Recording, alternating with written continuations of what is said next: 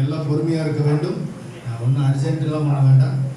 ஆண்டுடைய சமூகத்தில் ஆண்டுடைய வார்த்தைகளை கேட்டு நாம் அமர போகிறோம். எல்லாம் மறுபடியும் ஒரு விஷயம் ஆண்டு சொல்லி அவரை வரவேற்று ஆண்டுடைய வார்த்தையினராய் அவரை நாம் அழைப்போம். பேசுவோம்.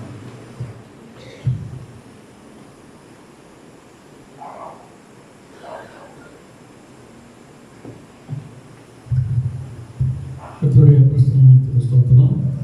கிறிஸ்துவுக்குள் மிகவும் அன்பான உடன் விசுவாசிகளே, இந்த காலை வேளையிலே கிறிஸ்துமஸ் நாளிலே உங்களுக்கு கூட ஆராதனையிலே கலந்து கொள்வது மட்டுமல்ல, கர்த்தருடைய செய்தியை கூட பெருகும்படியான வாய்ப்பை அளித்த ஆண்டவருக்கும் என்னை மிகுந்த அன்போடு அழைத்து அவங்களுடைய சபையினுடைய பேராயரும் ஆயருமாக இருக்கிற அருமையான அன்புக்குரிய ஸ்டாது பீட்டர் அவர்களுக்கும் சபையினருக்கும் நண்பர்களுக்கும் என் நன்றியை நான் என்ன விசேஷம் இன்னைக்கு மைனஸ் கிரீனுக்கு மேலே என்ன யாரும் பேச மாட்டேன். நீங்கள் பேசினா தான் நான் பேசுவேன், நான் பேச மாட்டேன். இது அப்படியா? எங்கள் பைபிள் என்ன இருக்குது அவருடைய அப்புறம் சரி பிறந்தார் இல்லையா? சில பேர் சொல்கிறாங்க பைபிளில் எல்லாத்தினால கொண்டாட மாட்டாங்க சில சபையில், தெரியுமா உங்களுக்கு? சரி, டிசம்பர்லாம் ஜனவரியில் வச்சுக்கோ, பிப்ரவரி வச்சுக்கோ, மார்ச்சில் வச்சுக்கோ, எங்கே வேணால் வச்சுக்கோ. பிறந்தாங்கல்ல, அவதரித்தார். ஆக அந்த செய்தியை உலகம் முழுவதும் கொண்டாடுறார்.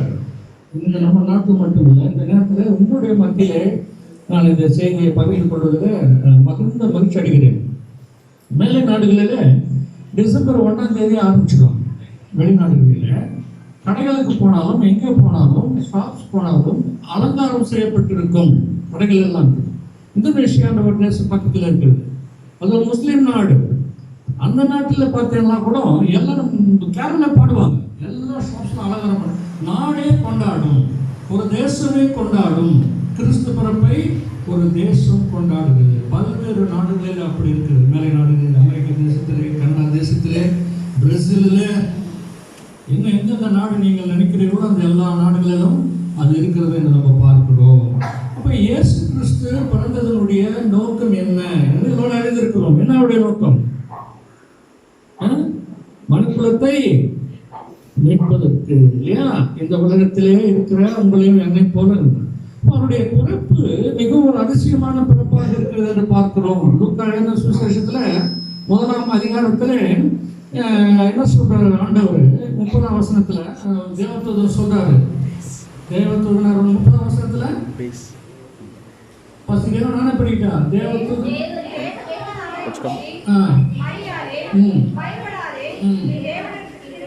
தேவனிடத்தில் கிருபை பெற்றார். எதற்கு? நல்லா கவனிங்க. சாதாரண மக்கள் இடத்துல இப்ப நான் வந்தபோது உங்க பிஷப் என்ன பண்ணாரு? என்னது? ஏன் அவ்வளவு அமைதியா இருக்கிறீங்க? பஸ்ஸில் இருக்கிறீங்களா? வெக்கமா இருக்குதா? அப்புறம் வேற என்ன? நல்லா பேசுங்க. இன்னைக்கு நல்லா நம்ம நல்லா செய்கிறோம் பாரு. சிரிச்சாதான் அழகா இருக்குது பார்க்கறதுக்கு. நல்லா இருக்கணும். சரிங்களா? கணப்படுத்தினாரு இல்லையா? இயேசுநாதர் பிறந்தப்ப எங்க பிறந்தாரு? மாட்டு தொழுவம்னு இருக்குது. எந்த இடத்துல வச்சுருந்தாங்க தெரியுமா? ஆங்கிலத்தில் அதுக்கு பேர் என்ன தெரியுமா? உங்களுக்கு மேஞ்சர்னு சொல்றாங்க. மேஞ்சர் என்ன தெரியுமா? மாடு கொட்டைய மாடு கட்டி தவிடு கலப்பாங்க பாருங்க, புண்ணாக்கு தொட்டி, அதுதான் மண்ணு. அதில் போட்டு வச்சு உலக ஆட்சியில தன்னை அடையாளப்படுத்திக் கொள்கிறார். ஏழைகளோடு, ஒடுக்கப்பட்டவர்களோடு, நசுக்கப்பட்டவர்களோடு, உங்களோடும் என்னோட அடையாளப்படுத்திக் கொள்ள ஒரு தெய்வம். ஒரு பாட்டு ஒண்ணு பாடினீங்க, அது ஏதோ ஒரு பாட்டு. அதுல கல்லுக்குள்ள தேடிக்கும்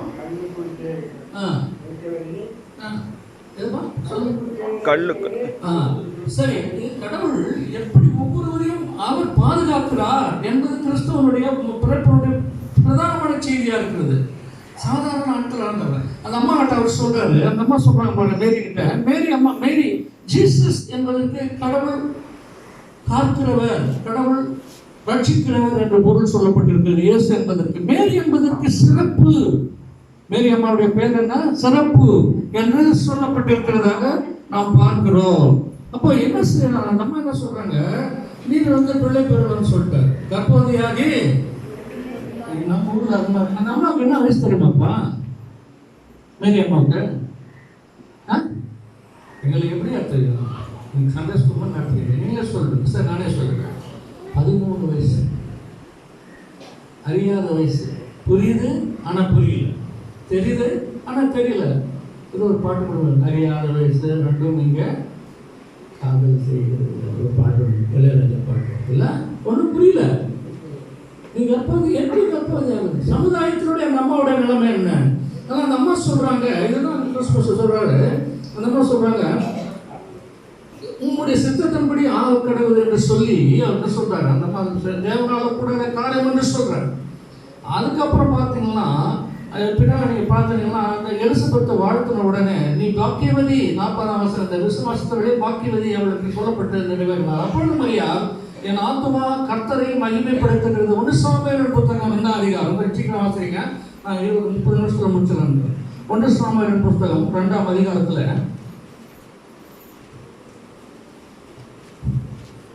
வாசிக்கிறீங்களா? நானே வாசிட்டுமா? 2 சாமுவேல் 1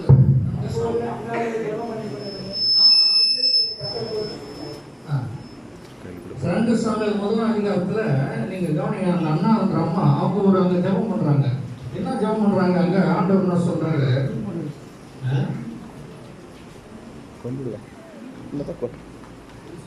1 சாமுவேல் 2ஆம் அதிகாரம் 1 சாமுவேல் 2ஆம் அதிகாரம் என்ன சொல்றாங்க? 5ஆம் வசனத்தை பாருங்க. கர்த்தர் கொள்ளுகிறதும் உயிர்ப்பிக்கிறவமா இருக்கிறார், பாதாளத்தை இழந்தவும் அதிலிருந்து ஏவம் பண்ணுகிறார், தரித்திரம் அடைய செய்கிறவும் ஐஸ்வர்யம் அடையம் பண்ணுகிறா இருக்கிறார், அவர் தாழ்த்துகிறவரும் உயர்த்துகிறவமா இருக்கிறார், அவர் சிறியவனை புழியிலிருந்து எடுத்து எளியவனை குப்பையிலிருந்து உயர்த்துகிறார், அவர்களை யாக்கோபோடு கொடுக்கிறார். அந்த அம்மா எப்படி ஜெபம் பண்ணாங்களோ அதே ஜெபத்தை லூக்காவில் இந்த அம்மா செய்கிறத, மேரி அம்மா செய்கிறது. கண்ணகின்னு ஒரு அது படிச்சிருக்கிறீங்க தெரியுங்களா? கண்ணகி சிலப்பதிகாரத்தில் அந்த அம்மாவுக்கு என்ன வயசு நம்ம கல்யாணம் எல்லாம் சிறு வயதில் கல்யாணம் பண்ணிட்டாங்க. பதில் குழந்தை திருமணம் இந்த காலத்துலாம் கைது பண்ணிடுவாங்க. அந்த அம்மாவுக்கு என்ன வயசு தெரியுங்களா? அவங்க தெரியாது, 12 வயசு. ஏதாவது நடந்தபடியா 2 வயதுடையான் போகணும்னு சொல்லிட்டு அவர் எழுதுறாரு சிலப்பதிகாரத்தில்.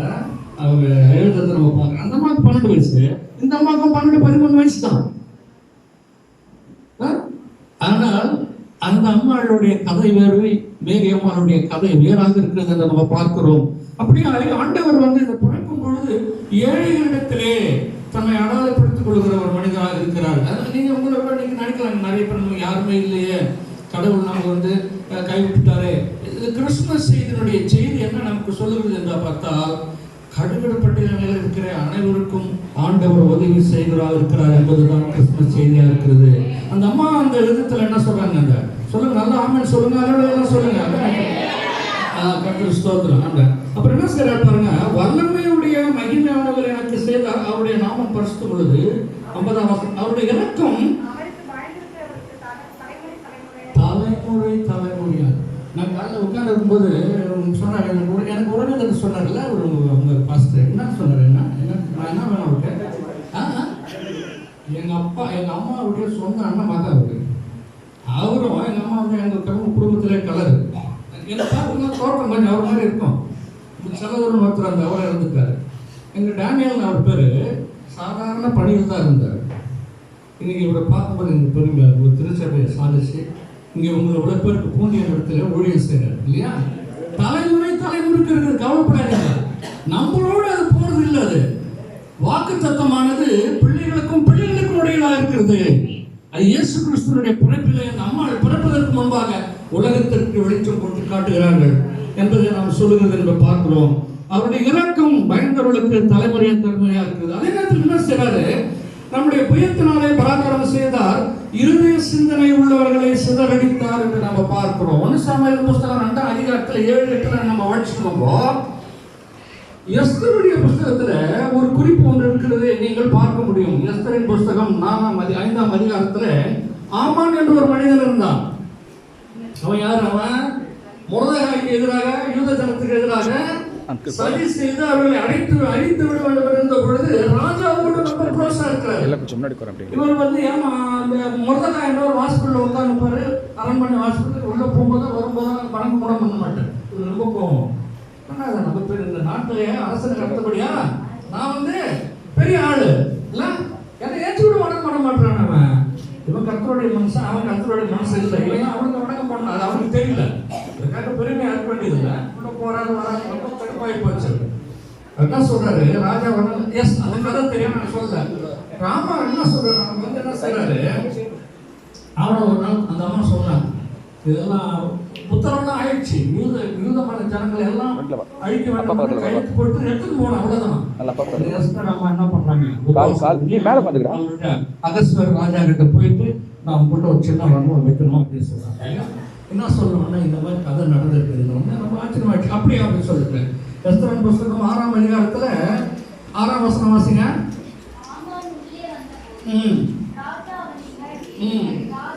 ராஜா கனம் பண்ண விரும்புவவர்கள் என்ன செய்யணும்?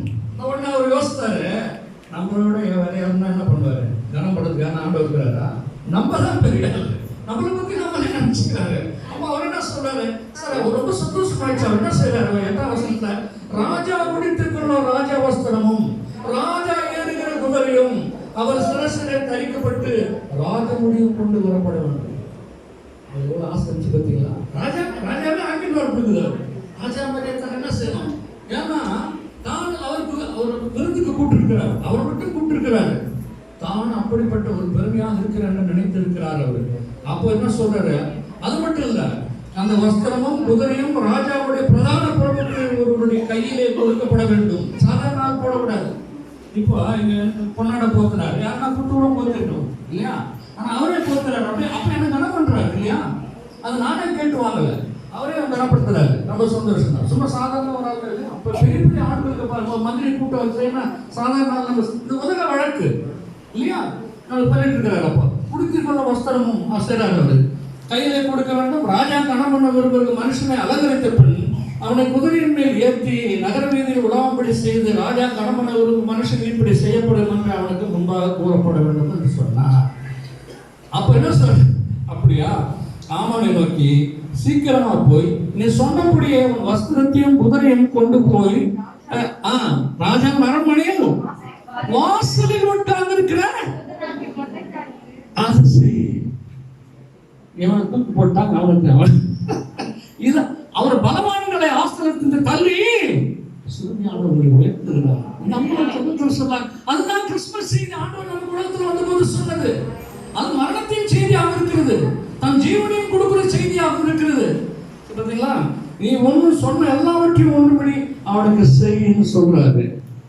ரொம்ப திமிர்பிடிச்சு, ரொம்ப கனவீனப்படுத்தி, ரொம்ப பெருமையாக இருக்கிற மனிதர்களை ஆண்டவர் தாழ்த்துகிறார், சிதறடிக்கிறார்.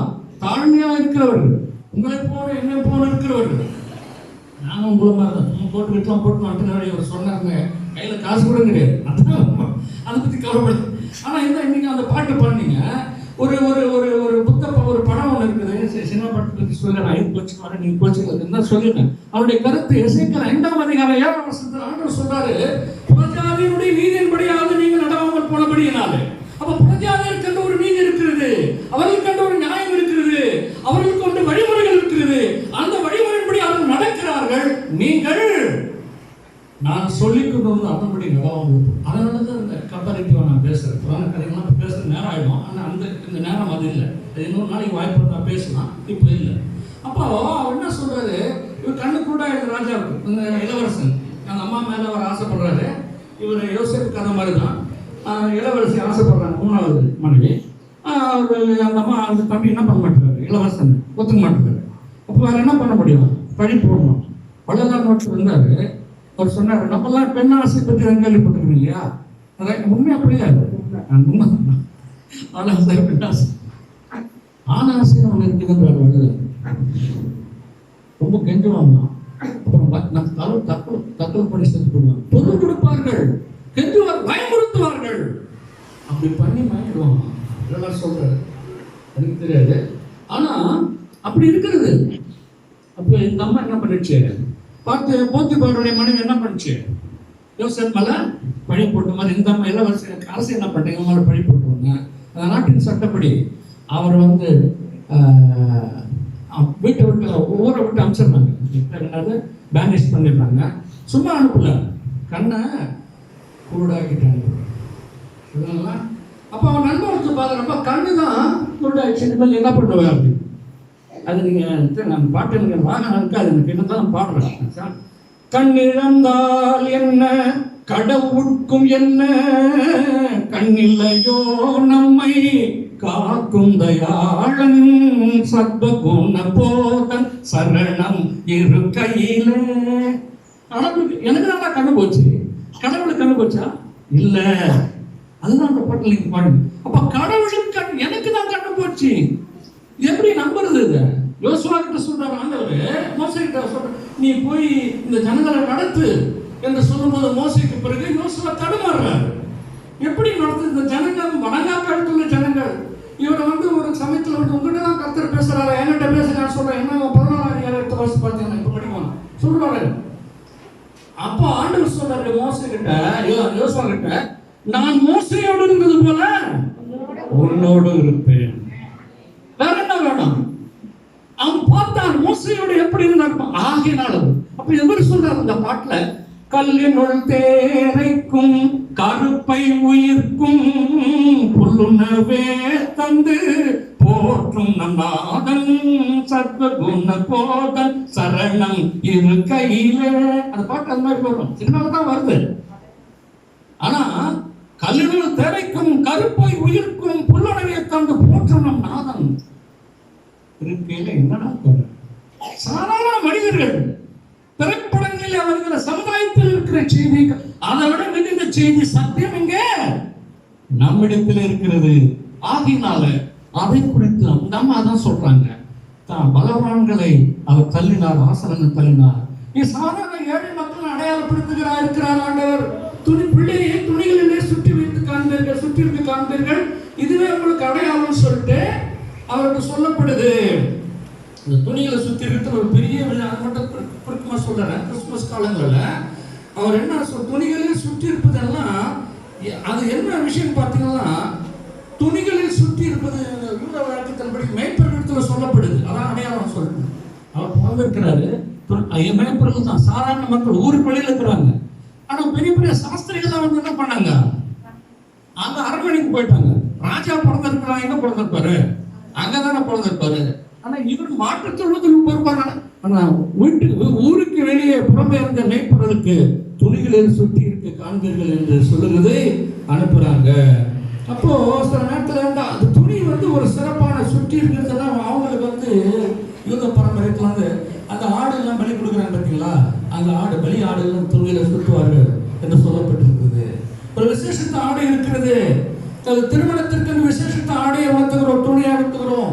உபவாசத்தின் போது விசேஷத்த ஆடைகளை அணிந்து கொள்கிறார்கள், நட்டுடுத்த ஆடைகள் என்று சொல்லப்பட்டிருக்கிறது. இப்படி துணிகளை சுற்றப்படுகிறது என்பதற்கு இவர் இந்த உலகத்திற்கு பலியாக போகிற ஆட்டுக்குட்டியாக இருக்கிறார் என்பதை அடையாளப்படுத்துவதற்காக துணிகளில் சுற்றப்பட்டிருந்த ஒரு செய்தியை கூட இந்த நாளிலே நாம் உணர்ந்து கொள்ளக்கூடாது. இயேசுவுக்கு அப்படிப்பட்ட வாழ்வு முழுவதும் புறக்கணிக்கப்பட்ட வாழ்வாக தான் இருந்தது. ஆனாலும் கூட அவர் அதை பற்றி அவர் கவலைப்படவில்லை.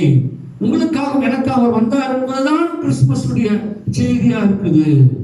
ஆகையினாலே லூக்கா எழுதின சுவிசேஷத்தில் அந்த அம்மா சொன்னது மிக ஒரு முக்கியமான காரியமா இருக்குது. என்ன ஒரு காரியத்தை, தன்னை உயர்த்துகிறவர்களை கடவுள் எப்படி தாக்குகிறார் என்பதை நான் உங்களுக்கு சொல்ல. தானியேலின் புஸ்தகம் 4ஆம் அதிகாரத்திலே, தானியேலின் புஸ்தகம் 4ஆம் அதிகாரத்திலே, தானியேலின் புஸ்தகம் 4ஆம் அதிகாரம்.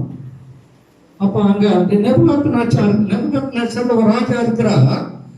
அங்க 25ஆம் வசனத்துல படிச்சீங்கன்னா, உன்னதமானவர் மனுஷனோட ராஜ்யத்தில் ஆளுகை செய்து தமக்கு சித்தமா இருக்கிறவனுக்கு அதை கொடுக்கிறார் என்பதை நீங்கள் அறிந்து கொள்ள மட்டும் 7 காலங்கள் உங்களுடைய நடந்து போகும்னு சொல்றாரு. இவர் அந்த தீர்க்க தரிசனத்துல சொல்லப்படுது. 30ஆம் வசனத்துல படிச்சீங்கன்னா, இது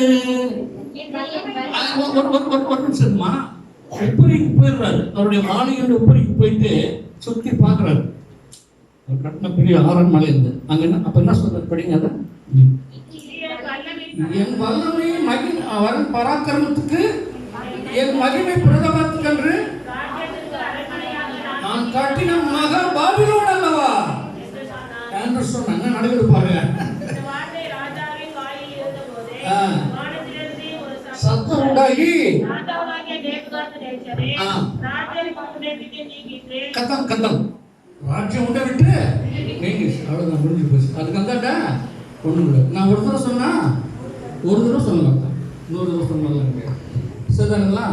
ஆகினால இது வல்லமையின் மகா பரத்துக்கின்றன மனுஷனுக்கு தள்ளப்படுவாய் வெளியின் திருமணோடு. பிறகு பார்த்தீங்கன்னா அவனுக்கு புத்தி வந்த போது என்று நம்ம பார்க்கிறோம். நான் என் கண்களை வானத்துக்கு ஏறெடுத்தேன், எனக்கு புத்தி எனக்கு திரும்ப வந்தது. கெட்டுக்குமாரன் கதையை நீங்க படிச்சீங்கன்னா அதே வார்த்தை சொல்லப்பட்டிருக்கு லூக்காவில். அவனுக்கு புத்தி வந்த பொழுது அன்பானவர்களை ஆண்டவன் நம்ம உயர்த்த வல்லவராக இருக்கிறார். அவர் பாதையிலே நடக்க அழைக்கப்படுகிறோம். எந்த துன்பங்கள் தேவைகள் எல்லாவற்றையும் அவர் நீக்கி இதே கவலையே படுவாங்க. வீட்டுக்கு வீடு வாசிப்படி நம்ம ஊர்ல இருக்குது. பெரிய பணக்காரனுக்கும் கஷ்டம் தான் துன்பம். நம்ம பார்க்கறது பார்த்தாக்கா ரொம்ப மிடுக்கு, ஆனா 10 கதை உள்ளத்துல இருக்கு. யார் சொல்றது? உலகம் சொல்லுகிறது, கவிதைகள் சொல்லுகிறார்கள், திரைப்படங்கள் சொல்லுகின்றன. இதெல்லாம் திரைப்படங்கள்லாம் தெரியாதுங்க. பிள்ளைக்கு தந்தை ஒருவனும் எல்லோருக்கும் தந்தை இறைவன் பாடி வச்சிருக்கிறோம். அப்ப கடவுள் தந்தையாக இருக்கிறார், இறைவனாக இருக்கிறார். நமக்கு அளவிற்கு தந்தை மேலே கேட்டால் பாம்பை கொடுப்பானா? கொடுக்க மாட்டான். எல்லாம் இருக்குது. வெளியில என்ன இருக்குதோ அதுக்கு 10 மடங்கு இங்க இருக்கிறது என்று பார்க்கிறோம். அப்ப இந்த கிறிஸ்துமஸ் காலம் இந்த கொண்டா இதெல்லாம் ரொம்ப சந்தோஷம் தான். இது முக்கியம் அல்ல. முக்கியம் இதெல்லாம் நல்லா இருக்காதுல்ல. அது சந்தோஷமா நல்ல உணவு சாப்பிட்டு எல்லாம் சாப்பிட வேண்டும். அதே நேரத்தில் கடவுள் நமக்காக தன்னை தியானம் செய்ய தன்னுடைய குமாரனை பாவங்களுக்காக அவர் விடுதலை செய்கிறார், வந்திருக்கிறார் என்பதை மறந்துவிடும். இந்த அட்வென்டின் பேர், இதுக்கு வருகையின் காலம் பேரு. மெயின்லைன் சர்ச்சில் ஹிஸ்டாரிக்கலாக பார்த்தீங்கன்னா 4ஆம் நூற்றாண்டு இந்த டிசம்பர் இந்த முதல் வாரத்தில் அட்வென்ட் வருகையின் 1ஆம் வாரம் 2ஆம் வாரம் மேல்மாட்டு திருச்சபையெல்லாம் சொல்லுவாங்க, 4ஆம் வாரம் சொல்லுவாங்க. இந்த அட்வென்ட் வந்து டிசம்பர் 27 நவம்பர் 27 டிசம்பர் 4ஆம் தேதிக்குள்ள வருஷம் வரும். அது முதல் வாரம் இருக்கு. அந்த வாரத்தில் அந்த வருகையின் காலத்துல கடவுள் வந்து அது இந்த 4 வாரமா அதை யோசித்து கொண்டிருப்பாங்க. இது ஏன் என்று சொன்னோம்னா, இதுக்கு 2 அட்வென்ட் என்றால் வருகை என்று 2 அர்த்தம் இருக்குது. ஒன்று வந்து கடவுள் இயேசு பெருமான் மீண்டும் 2ஆம் வருகைக்கு வரப்போகிறார், அதை நினைவு கூறுவதற்கு. 2வது அர்த்தம் வந்து அவர் பெத்லகேமில் சரித்திரத்திலே பிறந்தது, உண்மை சரித்திரம். இது 2 முக்கியமானது. அப்ப இங்க கிறிஸ்துமஸை கொண்டாடும் பொழுது அவருடைய வருகையும் நாம் 2ஆம் வருகையும் எதிர்பார்க்கிறோம். அப்பொழுதுதான் என்ன சொல்ற அவரோடு கூட எடுத்துக்கொள்ளப்படுவோம் என்ற நம்பிக்கையும் இந்த கிறிஸ்துமஸ் நமக்கு கொடுக்கிறது. ஏதோ பலகாரம் பண்டமெல்லாம் ரைட் ஒரு பக்கம் இருந்தால் கூட அப்ப வருகை என்பது 2வது வருகை கொடுக்கக்கூடதா இருக்கிறது என்பதை பார்க்க இந்த அம்மா அதை இருக்கிறார்கள். ஆகினால தான் உயர்த்தவனை பசியுள்ளவர்களை நன்மையினால் திருப்தியாக்கி ஐஸ்வர்யவான்களை வெறுமையாக அனுப்பிவிட்டார் என்று சொல்லுகிறது. சங்கீதம் 146:7 டக்குன்னு முடிங்க. 146:7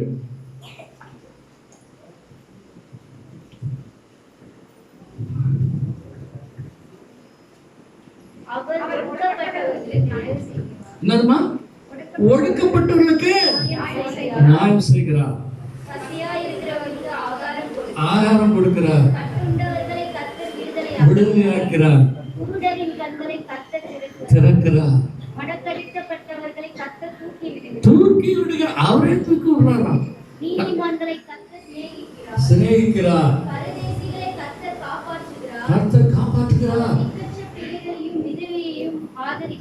திக்கற்ற பிள்ளையும் விதவையும் ஆதரிக்கிறார். அன்பானவர்களே, நம்ம இன்னைக்கு எத்தனை பேர் இருக்கலாம், கஷ்டத்துல துன்பத்துல இருக்கலாம், யாருமே இல்லை நினைக்காதீங்க. கை கொடுத்து தூக்குறவர் யாரு? ஆண்டவரை தூக்குறார். கீழே வந்து திடீர்னு 4 பேர் தூக்குறான், நம்ம கூட கீழே விட்டுருவோம். ஆனா அவர் என்ன செய்ய மாட்டாரு, விட மாட்டார் என்று சொல்வதை பார்க்கிறோம். இதுதான் தன்னை அடையாளப்படுத்துகிறது. இதுதான் மற்ற அவதாரங்களுக்கும் கிறிஸ்துவ சமயத்தில் சொல்லப்பட்டிருக்கிற இயேசு பெருமானுடைய அவதரித்த நாளுக்கும் உள்ள பெருத்த வேறுபாடு. நமக்காகவே தேடி வந்த தெய்வம் அவரே நம்ம தேடி வருகிறார்.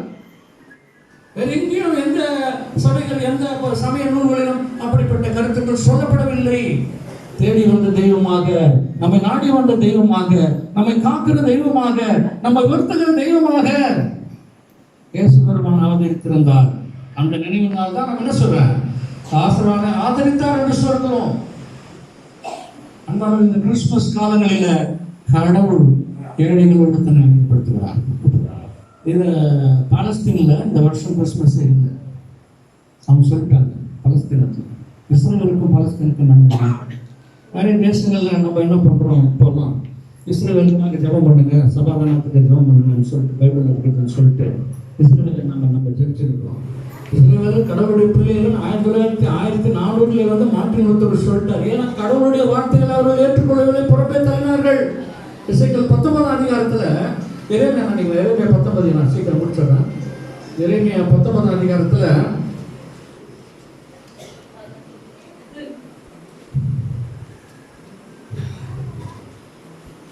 எரேமியா 19 அதிகாரம் தான் நினைக்கிறேன். கடவுள் எப்படி நம்ம இது அன்பா இருக்கிறா, நாம் எப்படி அன்பற்றவர்களாக பாய்விட்டோம் என்பதை காட்டுகிறதுக்காக இது இருக்கிறது.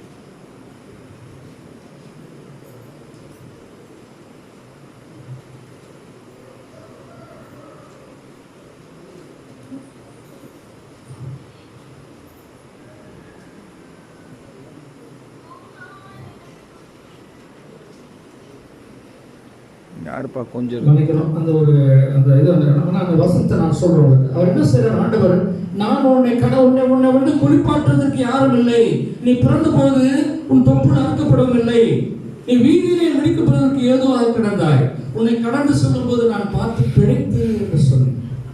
பிழைத்தேன் என்று சொன்ன அந்த ஸ்திரீ பின்னால அவள் தன்னுடைய கணவனுக்கு அவள் உண்மையாக இருக்கவில்லை என்ற அந்த வசனம் சொல்றது.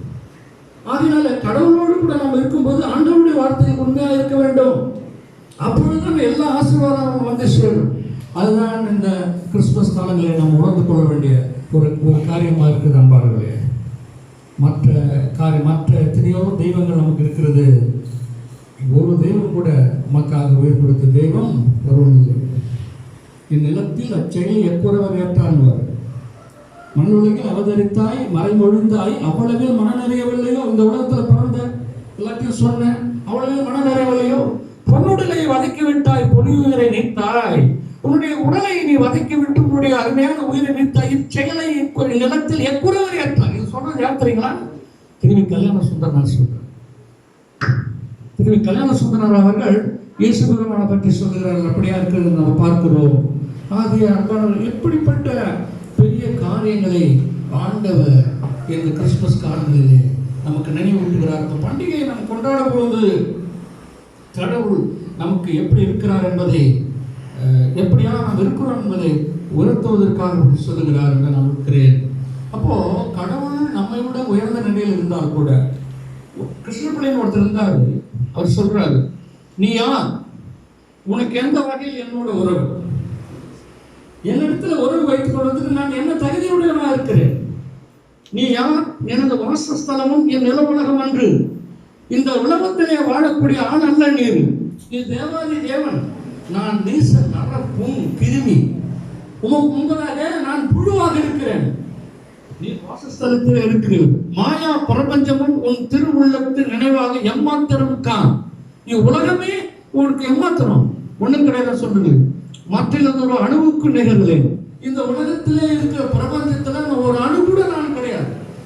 ஆனால் என்ன செய்யறேன், என்னையும் மதித்து என்னுயிர் மாய்க்க வந்தாய், என்னை ஒரு பொருட்டாக நினைத்து எனக்காக உன் உயிரை மாய்க்க வந்தாய், தாயேனும் மகனின் பொருட்டு உயிரை ஈவாள், மகன் பிழைக்க வேண்டும் என்பதற்காக தாயால் தன் உயிரை கொடுப்பாள், கொடுக்க மாட்டார். சார்வதா நன்றி கட்ட சண்டாளனுக்கு உன்னை இல்லாமல் இப்பெரிய தன்னலியை யார் காட்டுவார்?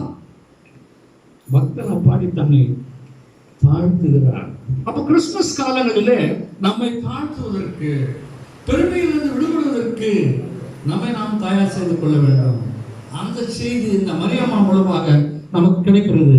கடைசியாக ஒரே ஒரு சொல்லு, நான் யார் சொல்றாங்கன்னா, 1930 நவசக்தி ஒரு பத்திரிகையில திருவேகா அவர்கள் எழுதுகிறார். திருவேகா பத்தி எத்தனை பத்தி தெரியும்? நான் சொல்லுகிறேன் தெரிஞ்ச மாதிரி என்ன வெரி குட். தம்பி உங்களுக்கு தெரியாதுல்ல, எங்களுக்கு ஏசுனார் தான் தெரியும். நீங்க வந்து திடீர்னு திருவிழாம கேட்குறீங்க, எங்களுக்கு எப்படியா தெரியும்? பரவாயில்ல சொல்றாரு. அன்பர்களே, கிறிஸ்துவை நினையுங்கள், அவர் சொல்வழி நில்லுங்கள். அவர் மண்பதங்கே உரியவர், இந்த உலகத்துக்கு உரியவர். அவரை நாடு, நிறம், மொழி, வகுப்பு, சமயம் முதலை கட்டுகளால் கட்டி பார்க்க முயலாதீர்கள். நம்ம நாட்டில் சொல்றான் வெளிநாட்டு மதம். இவனே என்ன சொல்றான், ரிஷி மூலம் நதி மூலம் கேட்கக்கூடாதுன்றான். அப்ப எங்க கடவுளுக்கு ஏது சமயம், கடவுளுக்கு ஏது திசை, கடவுளுக்கு ஏது மேல்நாடு கீழ்நாடு, கடவுளுக்கு ஏது சூரியன் மறைவு? அது ஒன்றுமே இல்லை. செய்தி எங்கிருந்து வரலாம்? வெளிநாட்டு மதம் நம்ம சொல்றாங்க. கிறிஸ்துவின் விரோதிகள் அவரை நேசிக்க சொல்றார் ஆண்டவர். சன்மார்க்க வெளியில் நின்று அவரை நோக்குங்கள், வேற்றுமை கருதாத அவர் திருநாளை கொண்டாடுங்கள். அன்பரசு அமைதி ஆட்சி விரைவில் உலகில் வருவதாக. சாந்தி சாந்தி சாந்தி சொல்ற கிறிஸ்து பெருமானே, பெரும் சோதனை காலமாக இருக்கிறது. எல்லா சோதனைக்கும் நீ வழி நேர்ந்தல் வேண்டும், உன் அருள் வேண்டும். மக்கள் குற்றைகளையும் குறைகளையும் மன்னித்தருக, பொறுத்தருக. உலகம் எங்கும் அன்பு நெறி பருவ அரசு செய்க. எல்லா அரசும் நின் வழி இயங்க வேண்டும். அரசெல்லாம் உன் வழியில் இயங்க வேண்டும். திரும்பி கல்யாண சுந்தரனார் எழுதியிருக்கிறார், கிறிஸ்துமஸ் செய்தியாக எழுதியிருக்கிறார். எங்கனும் சமாதானம் நிலைவர வேண்டும். பிறந்த போது என்ன பூமியில சமாதானம் மனுஷன் பிரியம் என்று சொல்லப்பட்டது. நின் ஒளி பரவுதல் வேண்டும், எங்கனும் நின் பேச்சே பேசுதல் வேண்டும். அந்நிலையை உலகுக்கு அருள்க, அதற்குரிய இந்திய நாட்டுக்கு விடுதலை அருள்க. ஏழை இந்தியா மீது கருணை சொரிக சொரிக, அடைக்கலம் அடைக்கலம் என்று 1932 எழுதுகிறார். இந்திய நாடு இன்னும் ஆண்டவர்களே பிறந்து விரோதி ஆகிக்கொண்டு அன்பானவர்களை தாழ்மையோடு நீங்கள் தாழ்த்துவர்களே. ஒன்றும் தெரியாத வயசுல இருந்தவா கர்த்தருக்கு அவர் சித்தத்தின்படி ஆரம்பிச்சு சொன்னாங்க. நம்ம பார்த்தோம் பரவாயில்லாம் இப்படி எழுத்தார் ஆமாவுடைய வரலாறு பார்த்தோம், நெபுகாத்நேச்சருடைய வரலாறு பார்த்தோம். நீங்கள் ஒன்றும் பறந்து விடக்கூடாது. கர்த்தர் நம்ம ஒருபோதும் என்ன செய்ய மாட்டார், கைவிடவே மாட்டார். ஆமே, நல்லபடியா கர்த்தர் ஸ்தோத்திரம். அதுதான் கிறிஸ்துமஸ் செய்தியாக உங்களுக்கு நான் சொல்ல விரும்புகிறேன். நீங்கள் சந்தோஷமாக போங்கள். புதிய ஆண்டுக்குள்ள பிரவேசம் போது எந்த பிரச்சனை வரதான் சில பேருக்கு கவலை வேண்டியதில்லை. எல்லா இடத்துலையும் விடுதலை தரும் நிறைய வசனங்கள் இருக்கு. அது பட்சாவே போதும், சுவைச்சாவே போதும். வேற ஒன்று சோர்ந்து போகாதிருங்கள், பெருமை கொள்ளாதிருங்கள். கடவுள் உயர்த்தவுடன் சந்ததிக்கு சந்ததிக்கு தலைமுறை தலைமுறைக்கு ஆசீர்வாதத்தை கொடுக்கிறவராக இருக்கிறார். கர்த்தரை நாம பிரஸ்துவதாக. கர்த்தர் ஒருவருக்கு கனமும் மகிழும் உண்டாது. இந்த கிறிஸ்துமஸ் காலங்களினுடைய கிறிஸ்துமஸுடைய வாழ்த்துதல்களை நான் தெரிவித்துக் கொள்கிறேன். எனக்கு இந்த வாய்ப்பளித்த உங்களுடைய சபையினுடைய பேராயர்களுக்கும் இன்னும் சபையாருக்கும் நன்றி தெரிவித்துக் கொள்கிறேன்.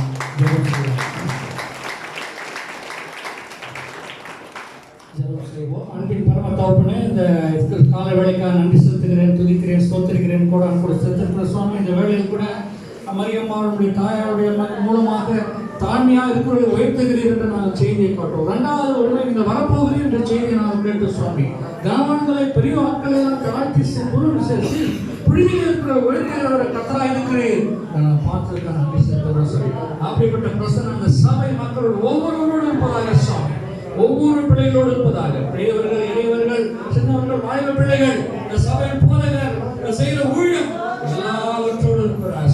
இந்த நாளை ஆசீர்வதித்து கொடுக்கிறவங்க நன்றி செலுத்துகிறேன்.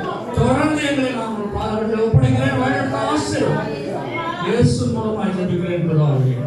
ஆமென், ஆமென். இந்த ஆண்டவராகிய இயேசு கிறிஸ்துவின் கிருபை என்பதாய் கடவுளை நம்பும் பரிசுத்தமாய் வழிநடத்த சமாதானம் சந்தோஷம் நம் அனைவரோடு இருப்பதாக. ஆமென். தேங்க்யூ. ஒரு நல்ல செய்தியை நாம் இந்த நேரத்தில் நாம் கேட்டோம். அருமையான ஐயா அவர்களை தொடர்ந்து ஆசீர்வதிப்பாராக. நாம் ஒரு சின்ன ஒரு சின்ன கேக் கேட்டு நாம் ஆண்டுடைய நாமத்தை மீண்டும் வேதம் சொல்லுகிறது 1ஆம் அதிகாரம்